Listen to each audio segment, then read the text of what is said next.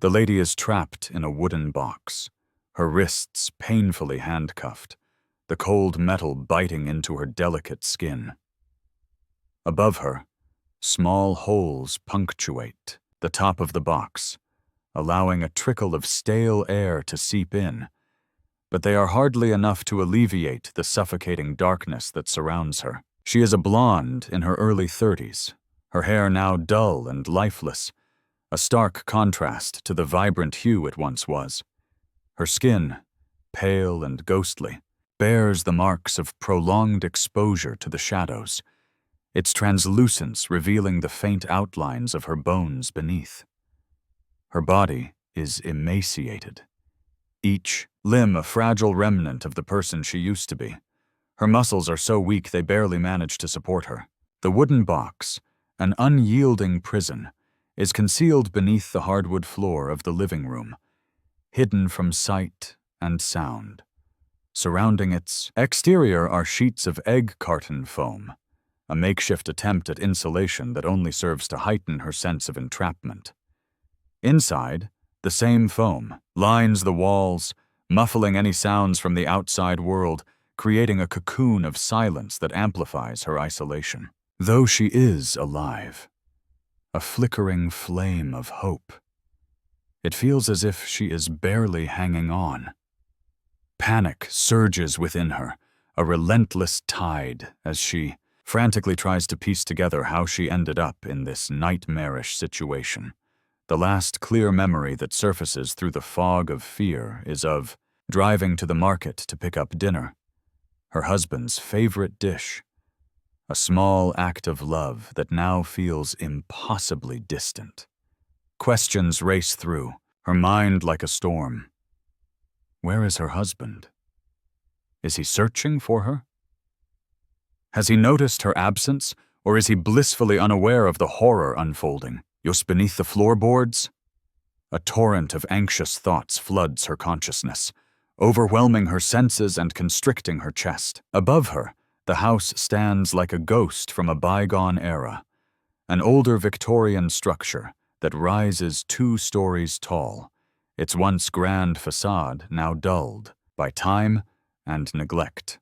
Baby blue shutters, peeling and chipped, hang lopsided in the fading light, while white pillars frame the entrance steps, exuding an air of faded grandeur. The paint is weathered and cracked, telling stories of a happier past. There is no gate, no fence, and no grass. Just a weathered "for sale" sign planted firmly in the ground, standing forlornly in front of the house, a silent witness to her plight. The sign sways gently in the breeze, its presence a stark reminder that life continues outside, indifferent to the horror that lurks beneath. As the minutes drag on, the weight of despair settles heavily upon her.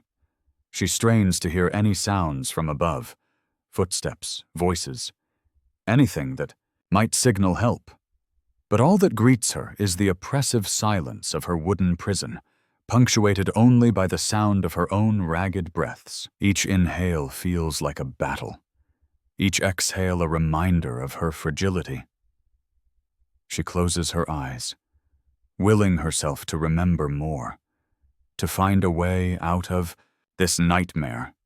But the darkness is all-consuming, and with each passing moment, the hope of escape feels more and more like a distant dream. As the day begins to fade into twilight, 2 blocks away, 2 brothers prepare for an evening of mischief that will take them to the edge of their teenage rebellion. Known as the Williams brothers, they are infamous in their neighborhood, not just for their knack for getting into trouble, but also for their artistic flair when it comes to tagging abandoned homes. Their reputation precedes them. They are mischievous, bold, and often at odds with school authorities and the law. With a sense of excitement bubbling in their chests, they hop onto their mongoose bikes, the cool evening breeze whipping through their hair. Their destination is a decrepit house on Sycamore Way, a property marked with a "for sale" sign, its peeling paint and broken windows a canvas begging for their creativity. Unbeknownst to the brothers, this night of tagging will irrevocably alter the course of their lives. They pedal down Brooklyn Street, the rhythmic sound of their tires against the pavement echoing in the quiet neighborhood. They cross Maple Boulevard, a busier road that serves as a boundary between the familiar and the unknown, and turn onto Sycamore Way. Their hearts race as they spot the house, its silhouette looming against the dimming sky.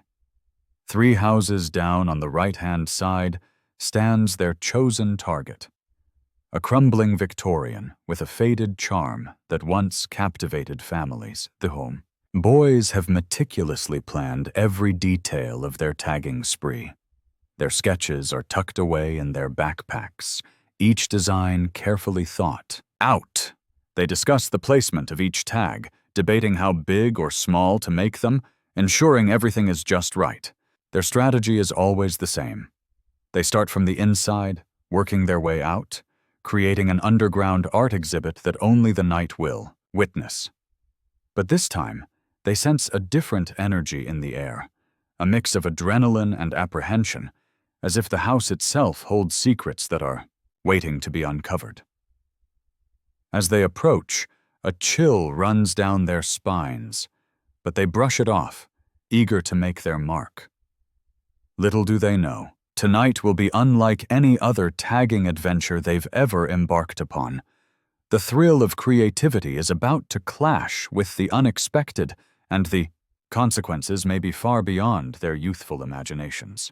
They set their bikes down carefully on the overgrown grass at the side of the house, glancing around to ensure no one was watching, cast long shadows as they made their way up the weathered side of the building, their footsteps muffled by the damp earth beneath them. As they reached the front of the porch, the wooden steps creaked under their weight, a sound that seemed to echo in the stillness of the evening. The porch was adorned with faded, peeling paint, and the air was thick with the scent of mildew. They approached the front door, a striking combination of river rocks and aged wood, its rough texture contrasting sharply with the smooth metal of the oversized door handles. Justin, the older brother, reached out and pressed down on the handle, expecting it to swing open easily. To their surprise, nothing happened. "Push!" he urged, and with a grunt, they both leaned into the door. It groaned in protest, the heavy wood squeaking loudly as it finally gave way. "Shh! Not so loud!" Justin hissed, his eyes wide with a mix of excitement and apprehension. "Sorry," Brian whispered back, a sheepish grin spreading across his face. They stepped into the front living room, the hardwood floor cold beneath their feet. Dust motes danced in the beams of their flashlights as they stepped cautiously through the dimly lit space.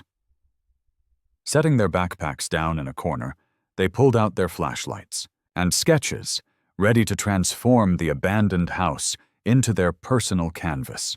But just as they began to strategize their tagging plans, a soft, muffled sound interrupted their focus. "Do you hear that?" Brian asked, his brow furrowing in confusion. "Yeah, what is that?" Justin replied, straining to listen. Curiosity piqued, Justin lowered his ear to the floor, trying to discern the source of the noise. "What are you doing? Are you getting sleepy? Need to—" Brian started to tease, but Justin cut him off. "Shh. Listen." Brian rolled his eyes but soon joined him, kneeling down and pressing his ear against the cool hardwood.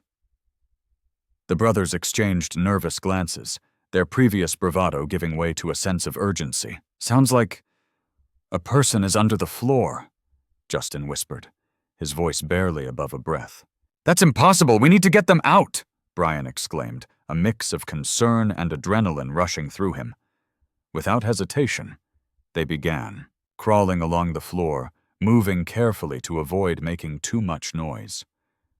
The house felt alive around them as they searched for the origin of the sound, their hearts racing in rhythm with the soft thump they heard beneath them.